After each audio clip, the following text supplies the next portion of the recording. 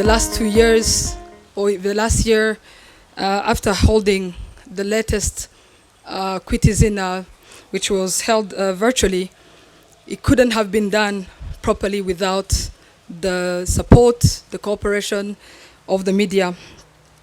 That's why we emphasize very much the importance of the media.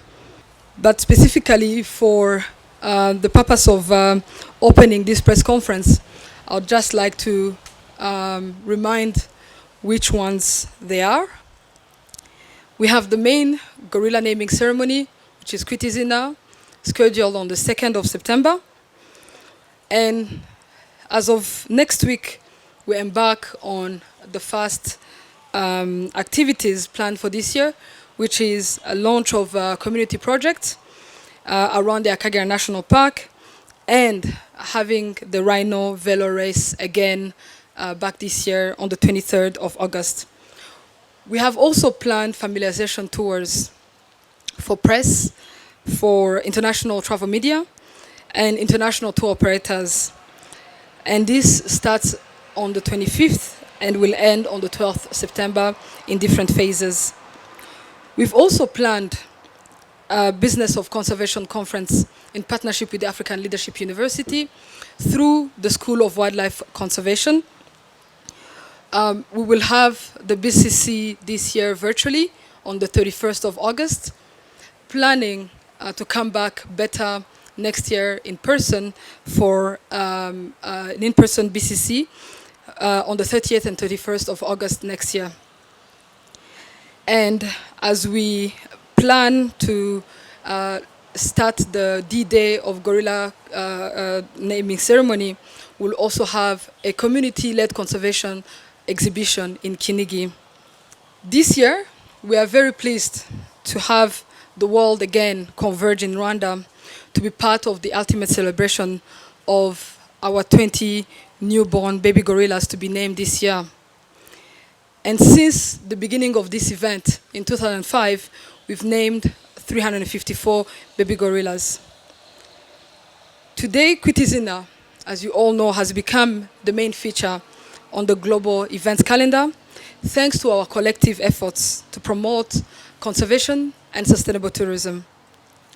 The efforts of our government, our conservation partners, our frontliners, park rangers, vets, guides, and the communities living adjacent the national parks have ensured that our wildlife and their habitats remain safe, fostering the preservation of our natural heritage, our fauna and flora, for the sustainable use of these natural resources across generations. This year's celebration will showcase again some of our main conservation efforts, and we'll also have an update on the health of the mountain gorillas and the need to expand their habitat. This day will also be an opportunity to highlight our partnership with communities and celebrate once again in person after 2 years of virtual celebrations on the foothills of the Volcanoes National Park in Kinigi. As you all know, conservation is the heart of Rwanda's development plans and policies, including tourism, where sustainable tourism is how we have positioned our sustainable tourism destination. That's how we have positioned our country. And we involve local communities across all activities.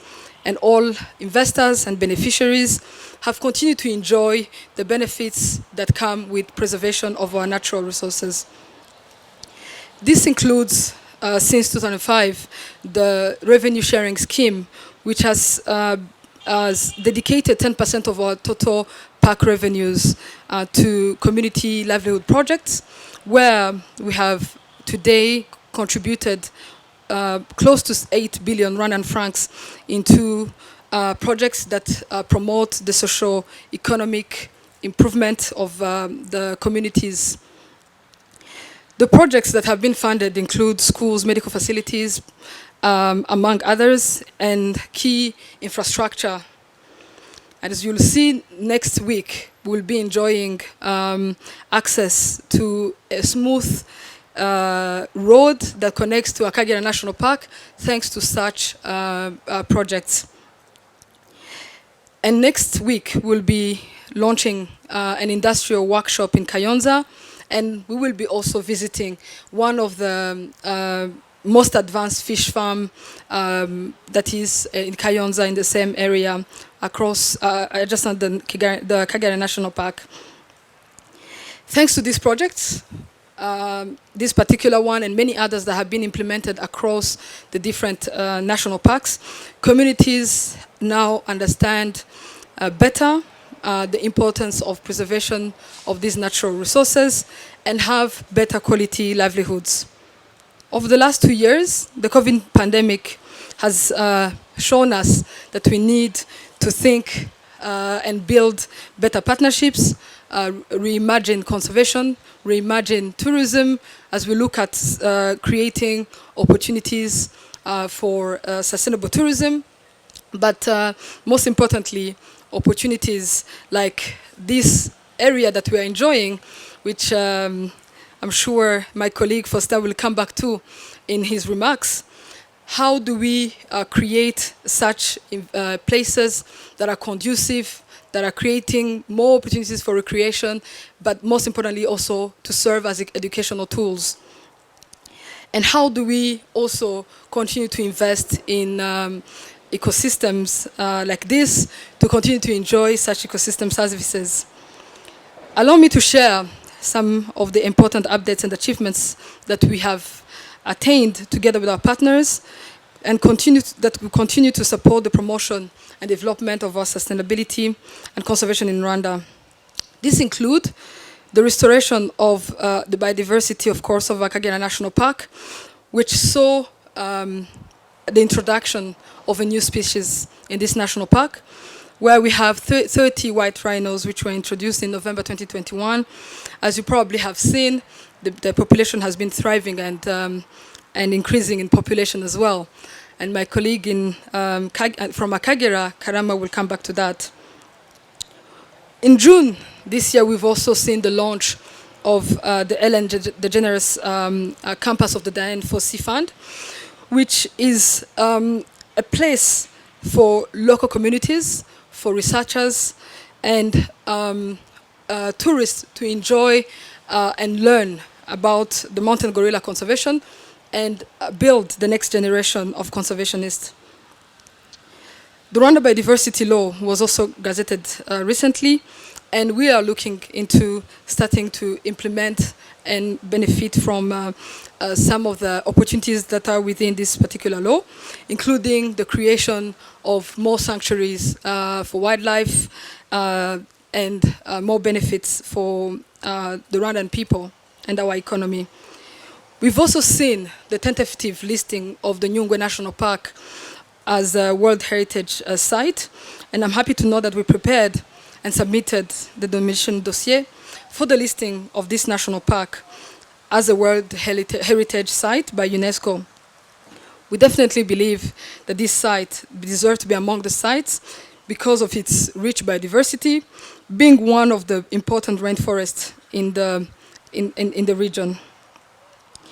The Volcanoes National Park, as I mentioned at the beginning, we are implementing different components. As we had updated last year, preliminary studies were being conducted, had been starting to be conducted, and we have been able to focus on the Resettlement Action Plan, which has been initiated currently with the support of the African Wildlife Foundation.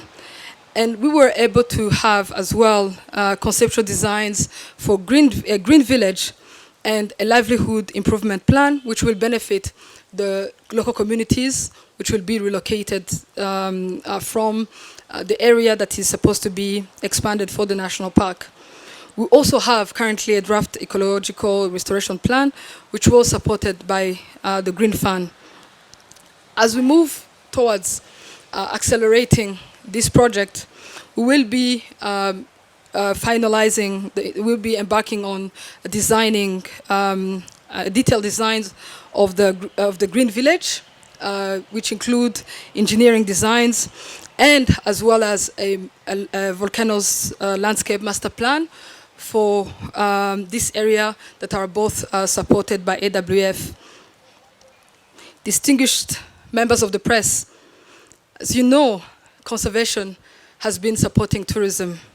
Tourism faced a very challenging period during the COVID-19 pandemic, where we saw our numbers fall by over 70%.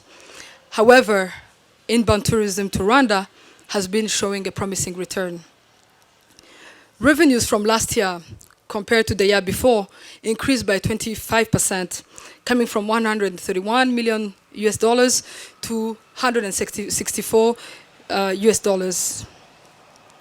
And Rwanda as well has been enjoying a recovery of 80% this year, as of June this year, where we generated 164 million Rwandan dollars, 168 million dollars, compared to the level of 2019, where we had generated 209 million dollars during the same period. As Rwanda continues to position as a MICE hub, Rwanda has safely hosted international events, including the recently successfully held the Commonwealth Heads of Government meeting, the second BAL Season 2 finals, and last weekend we had the opportunity to host the Ironman 70.3 in Rubavu, which these events and many more saw thousands of participants attend and generated millions into the Rwanda's economy. Specifically, CHOGM injected over $17 million in our economy.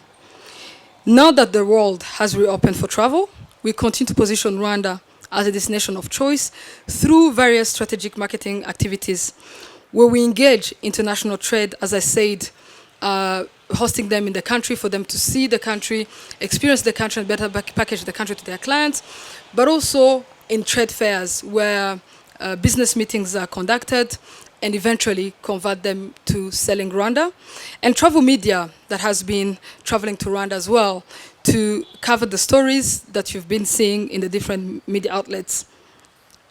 And we continue to encourage Rwandans and residents to visit the country, attractions where different offers have been put in place for them to enjoy in partnership with the private sector.